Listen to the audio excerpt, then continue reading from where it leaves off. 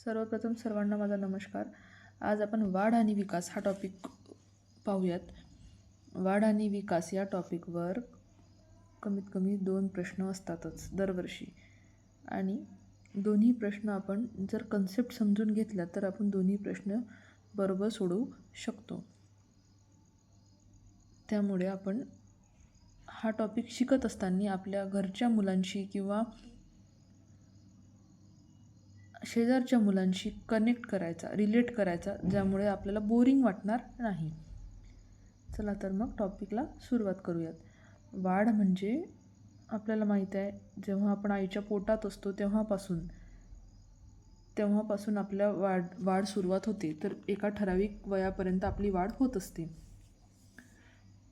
वाढ आपण मोजू शकतो, संख्यात्मक आहे. मोजू शकतो म्हणजे संख्यात्मक आहे, संख्येमध्ये मोजू शकतो, संख्यात्मक आहे. त्यानंतर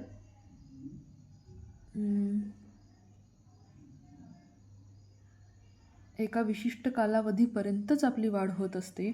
आणि विकासाचा वाढ हा एक टप्पा आहे. विकासाचा वाढ हा एक टप्पा आहे.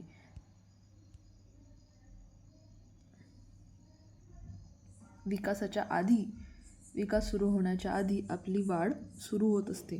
पहा, आपण हे तिन्ही पॉईंट व्यवस्थित समजून घेतले. काय तर विकासाच्या आधी आपली वाढ होत असते, निश्चित वेळेमध्ये वाढ होते आणि संख्यात्मक आहे. त्यानंतर आपण पुढे जाऊयात. विकास म्हणजे काय तर विकास ही अतिशय व्यापक संकल्पना आहे, ज्यामध्ये एखाद्या मुलाच्या वाढ म्हणजे ग्रोथ, त्यानंतर त्याचं शिकणं, लर्निंग, त्यानंतर त्याचं मॅच्युरेशन, ह्या सर्व गोष्टींचा समावेश हा विकासामध्ये होत असतो. कशाचा तर ग्रोथ, लर्निंग आणि मॅच्युरेशनचा. विकास हा मनुष्याला डिपेंडन्सीकडून ऑटोनॉमीकडे नेतो. म्हणजे काय की जेव्हा आपला विकास व्हायचा असतो किंवा सुरुवातही व्हायची असते, तेव्हा आपण आईवडिलांवर डिपेंड असतो. लहान मूल आधी आईवडिलांवर डिपेंड असते. त्या डिपेंडन्सीकडून ते जसं त्याला समजायला लागते, विकास व्हायला लागतो, तसा तो आत्मनिर्भरतेकडे जातो. त्यानंतर विकास हा प्रोग्रेसिव्ह असतो. प्रोग्रेसिव्ह असणे म्हणजे सतत चालू असणे, आयुष्यभर चालू असणारी प्रक्रिया आहे विकास. प्रगतिशील असतो. त्यानंतर क्रमबद्ध असतो. विकासाचा आपण अंदाज करू शकतो. विकास हा आता CTETमध्ये नेहमी येणारा प्रश्न की संख्यात्मक आहे की गुणात्मक आहे. जर आपल्याला ऑप्शनमध्ये जर आपल्याला गुणात्मक असं दिलेलं असेल तर गुणात्मकच टिक करायचं, कारण विकास हा गुणात्मक असतो, संख्यात्मक नसतो. परंतु काही वेळेस आधीच्या काही प्रश्नांमध्ये आपण असं पाहिलेलं आहे की संख्यात्मक आणि गुणात्मक असं दोन्ही ऑप्शन असतात. असं जर आपल्याला ऑप्शन मिळत असेल तर आपण दोन्ही यावर टिक करणार, संख्यात्मक आणि गुणात्मक. त्यानंतर विकासाला अनेक आयाम असतात, जसं की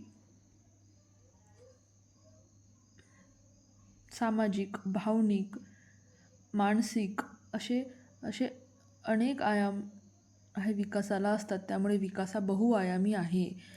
त्यानंतर विकास होत असताना अनेक बदल व्यक्तीच्या वागण्या, बोलण्यात होत असतात. म्हणजे परिवर्तनीय आहे आणि ऐतिहासिक घटनांवर डिपेंड असतो. त्यानंतर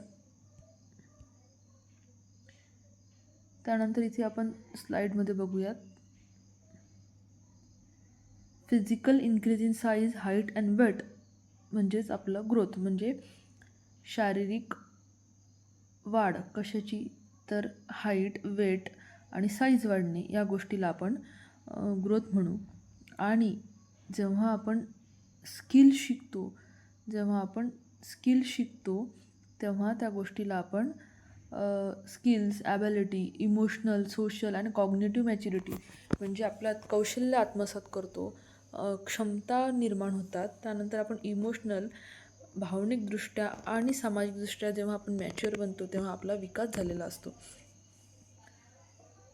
वाढ जी आहे ती फक्त शारीरिक वाढ असते, तर वाढीसोबत मॅच्युरेशन, लर्निंग ह्या गोष्टी जेव्हा एकत्र येतात तेव्हा डेव्हलपमेंट होते. त्यानंतर बघूयात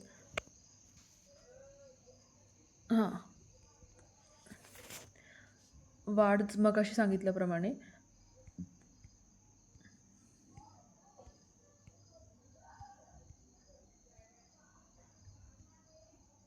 वाढ हा जर आपण वाढीचा गोळा बघितला तर त्यानंतर होणारी फेज म्हणजे मॅच्युरेशन, ग्रोथ, मॅच्युरेशन म्हणजे परिपक्वता, त्यानंतर लर्निंग आपण जी शिक्षा घेतो ती, आणि या सगळ्या गोष्टींचा आउटकम म्हणजे